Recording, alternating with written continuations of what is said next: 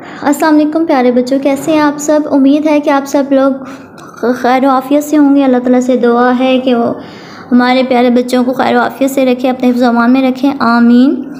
और आप लोगों का काम डेली बेस पे आ रहा है, लेकिन बाज़ औक़ात आप लोग कोई गलत पिक्चर अपलोड कर देते हैं, तो देख के सोच समझ के आप लोग अपना काम जो है अपलोड किया करें, ठीक है। गलत चीज़ें ना किया करें, अच्छे से देख लिया करें।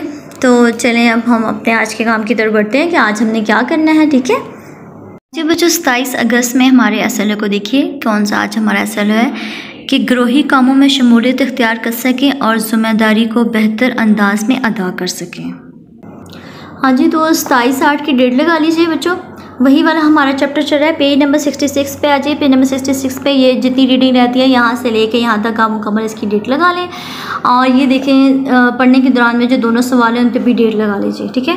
इनको मैं पढ़ देती हूँ, इसके आंसर बता देती हूँ। पहला है कि अल्लामा मोहम्मद इकबाल रहमतुल्लाह के वालिद का क्या नाम था। तो अल्लामा मोहम्मद इकबाल रहमतुल्लाह के वालिद का नाम शेख नूर मोहम्मद था। और अल्लामा मोहम्मद इकबाल रहमतुल्लाह का मज़ार कहाँ वाक़ है, तो इनका मज़ार लाहौर में वाक़ है, ठीक है। ये इसका आपने आंसर लगा लेना है। उसके बाद आगे देखिए हमने क्या करना है।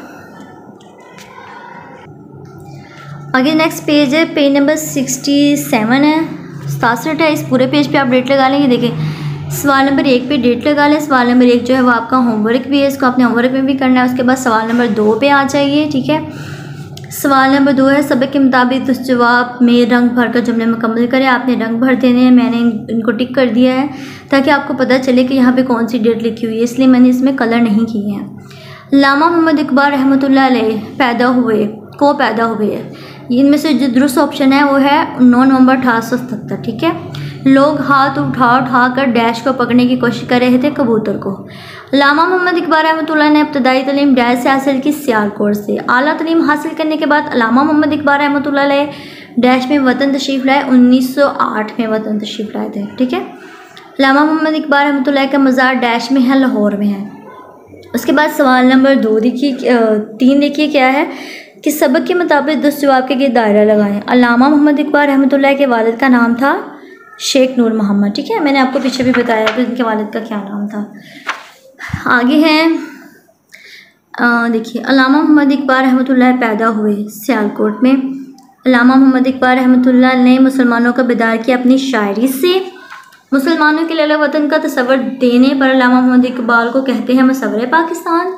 और मुसलमान ग़ुलाम थे अंग्रेज़ों के, ठीक है। उसके बाद देखिए नीचे आइए, सवाल नंबर 4 का जो बे है वो 27/8 में है, ठीक है। इस पे डेट लगाएं 27/8 की।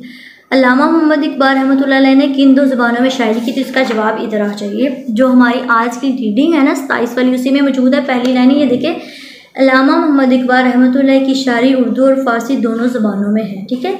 ये बे का आंसर है। इसको आप यहाँ पे इसका पुट कर लें, निशान लगा लें, और इसको आपने याद भी करना है। होमवर्क मैंने आपको बता दिया। ये देखिए सवाल नंबर 1 आपने होमवर्क में करना है, ठीक है। आगे देखते हैं कि आगे हमारा क्या है। हाँ जी, बस इतना ही करना है। सही है प्यारे बच्चों, यहाँ तक ही करना है हमने। ये वाला जो है ना सवाल नंबर ब, यहाँ तक ही करना है, बे तक। ये मैंने आपको बता दिया क्या है।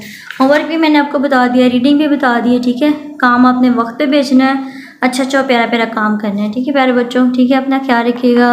अल्लाह हाफिज़।